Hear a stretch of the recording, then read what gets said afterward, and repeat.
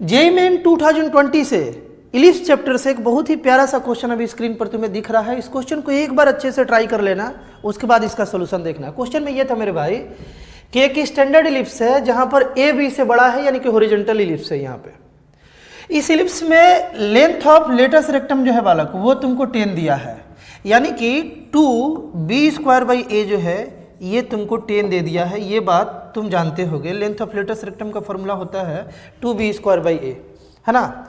अगर इसेंट्रिसिटी जो इस इलिप्स का बालक इसेंट्रिसिटी है उसके बारे में बोला जा रहा है कि वो मैक्सिमम वैल्यू है इस फंक्शन का। ये जो फंक्शन तुम्हें दिख रहा है ना, क्वाड्रेटिक फंक्शन, इस क्वाड्रेटिक फंक्शन का मैक्सिमम वैल्यू जो भी आएगा वही इस इलिप्स का इसेंट्रिसिटी है। तो तुम्हें a² + b² बताना है। यानी कि मेन बात ये है कि इलिप्स का तो बेसिक कॉन्सेप्ट ही यहाँ लगेगा। मेन बात ये है कि इसका तुम्हें मैक्सिमम वैल्यू निकालना होगा इस क्वाड्रेटिक का। उसके बाद ये क्वेश्चन आसानी से बन जाएगा, तुरंत निकाल लेंगे, ये भी कोई बड़ा बात नहीं है। फंक्शन अपने पास है बालक 5/12 + t - t², है ना।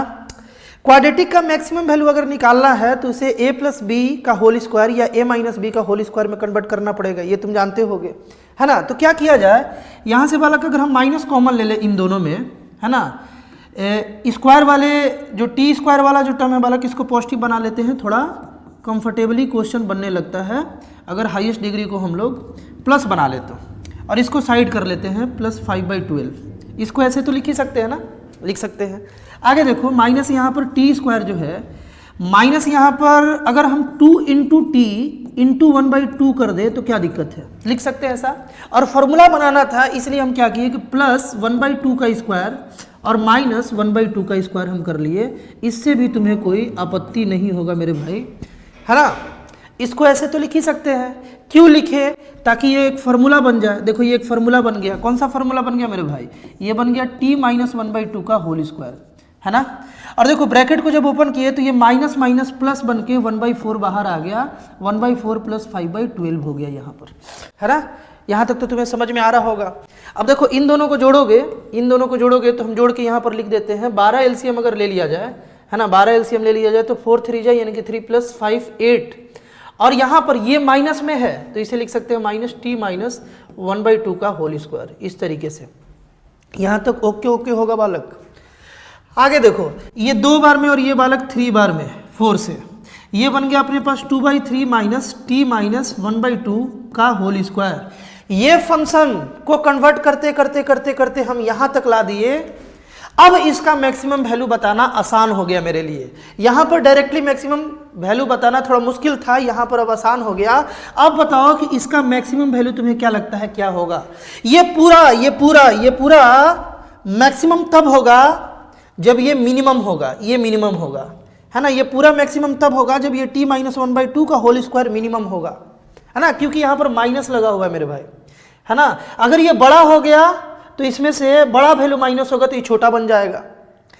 ये एकदम छोटा हो जाए तो कम से कम माइनस होगा तो ये पूरा मैक्सिमम बन जाएगा। और तुम्हें मालूम है कि ये t - 1/2² जो है ये कम से कम मिनिमम 0 हो सकता है, ये 0 से छोटा हो ही नहीं सकता है, क्योंकि ये जो पूरा का पूरा जो ये बात है बालक ये एक स्क्वायर नंबर है, स्क्वायर नंबर का मिनिमम वैल्यू 0 होता है ना। तो ये कम से कम 0 होगा तो ये पूरा का वैल्यू जो मैक्सिमम आएगा बालक वो आ जाएगा 2/3 - 0, यानी कि 2/3 इस फंक्शन का मैक्सिमम वैल्यू आ गया। और क्वेश्चन में बोला था कि इस फंक्शन का जो भी मैक्सिमम वैल्यू आएगा वही इसेंट्रिसिटी होगा, यानी कि ई जो आया वो अपने पास 2/3 आ गया। अब बताओ कि हम लोगों को बालक इसेंट्रिसिटी मालूम है और ये मालूम है तो हमें a² + b² निकालना है। निकाल लेंगे क्या, एकदम आराम से निकाल लेंगे। अपने पास, है ना, हॉरिजॉन्टल इलिप्स के लिए एक इक्वेशन है बालक कि b² = a², 1 - e²। इसी का यूज किया जाएगा, यूज करके आसानी से यहाँ तक हम लोग पहुँच सकते हैं। ध्यान से देखोगे यहाँ पर बालक इसको इस साइड भेज दे, देखो ये 5 बार में कैंसिल, और इसको इधर भेजे तो अपने पास एक डेटा मिल गया कि b² जो है ये 5a के बराबर है। तो यहाँ पर अगर हम 5a पुट कर दे b² की जगह पर तो ये बन गया a² और 1 - e²। e का वैल्यू यहाँ पुट कर देते हैं 2/3, 2/3 का स्क्वायर बालक 4/9 हो जाएगा। एक a से एक a को कैंसिल कर दिए, है ना, तो अपने पास आ गया 5 = a, 9 माइनस 4 यानी कि 5/9 आ गया बालक। ये 5 से 5 कैंसिल, 9 इस साइड आया, 9 आ गया ए का वैल्यू। ए का वैल्यू मेरे भाई 9 आ गया, ए का वैल्यू निकल गया। ए स्क्वायर भी तुम बता सकते हो, ए स्क्वायर आ गया बालक 81, है ना। अब इसी ए के वैल्यू को अगर यहाँ पुट कर लिया जाए या यहाँ पुट कर लिया जाए, है ना, अपने पास क्या है, अपने पास है बालक b square is equal to 5 है।